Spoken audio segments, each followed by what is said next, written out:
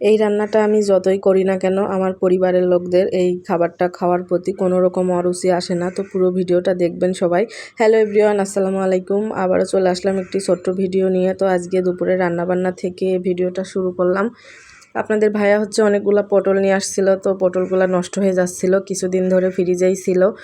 তো আজকে ভাবলাম সবগুলোই রান্না করি, তো কিছুটা ভাজি করলাম আর এই তো ভর্তা করার জন্য আমি ভাতের উপরে কিছুটা সেদ্ধ বসিয়ে দিয়েছিলাম। পটল ভর্তা হচ্ছে আমি খুবই পছন্দ করি, আর পটল ভাজি আপনাদের ভাইয়া খুবই পছন্দ করে। তো এদিকে হচ্ছে চচ্চড়ি করার জন্য আমি আলু, তারপরে ধুন্দল কেটে নিয়েছি আর পেঁয়াজ মরিচ কেটে রাখছি। আর এই তো চিংড়ি মাছ নিয়ে আসছিল, তো চিংড়ি মাছগুলো পরিষ্কার করা হয়নি, তো রাতের বেলায় আনছিল, ওইভাবেই ফ্রিজে রেখে দিছিলাম।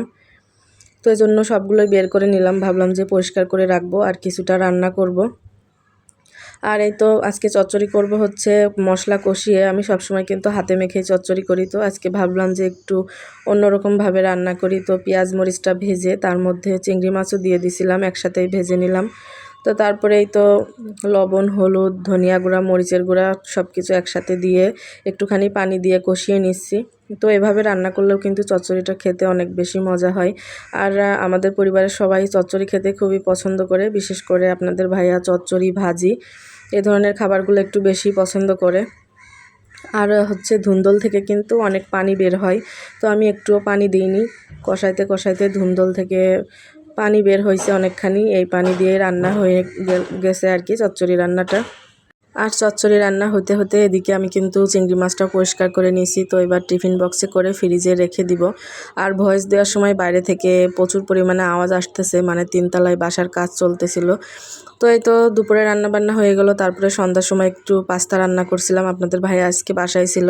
তো সবাই হচ্ছে সস দিয়ে পাস্তা খাচ্ছে, তো আমি সস দিয়ে পাস্তা খেতে একদমই পছন্দ করি না, আমি এমনি এমনিই খেলাম। আর এটা হচ্ছে পরের দিন সকালবেলা। তো এখন প্রায় 10টার মতো বাজে, রান্নাবান্না করতে চলে আসছি। তো 2 দিনের ভিডিও আজকে হচ্ছে একসাথে আপলোড দিচ্ছি।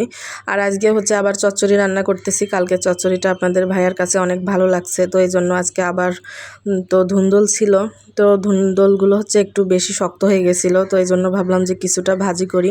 আর একটা ধুন্দল একটু হচ্ছে নরম ছিল, সেটা চচ্চড়ি করব। আর এই তো ছেলেমেয়ের জন্য এখানে পাঙাশ মাছগুলো ভেজে নিচ্ছি, যেহেতু বাটা মাছ রান্না করব আর বাটা মাছে অনেক কাঁটা থাকে, এই জন্য ওদের জন্য পাঙাশ মাছ ভেজে নিলাম। আর আজকে হচ্ছে মশলা কষিয়েই রান্না করব। তো আজকে হচ্ছে একটা ধুন্দল দিছি, কিছু পটল দিছি, আলু আর বেশি করে পেঁয়াজ দিয়ে মশলা কষিয়ে নিলাম। এই তো এবার তরকারিটা দিয়ে দিচ্ছি।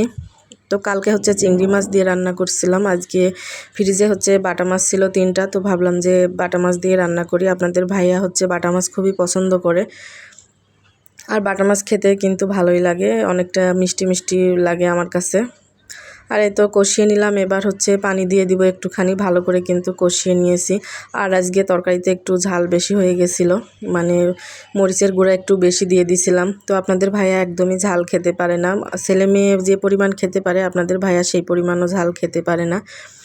তো এই তো রান্না হয়ে গেল চচ্চড়ি রান্না বাটা মাছ দিয়ে। আর এই তো এদিকে হচ্ছে আমি ধুন্দলটা ভালো করে কেটে লবণ দিয়ে মাখিয়ে রাখছিলাম, তো একদম পানি ঝরে গেছে। এবার হচ্ছে আমি ভাজি করে নেব, পেঁয়াজ আর হচ্ছে কাঁচামরিচ ভেজে নিয়ে তার মধ্যে হলুদ, লবণ, তারপরে ধনিয়া গুঁড়া, একটুখানি মরিচের গুঁড়া দিয়ে এবার হচ্ছে ভেজে নিচ্ছি আমি ধুন্দলগুলো।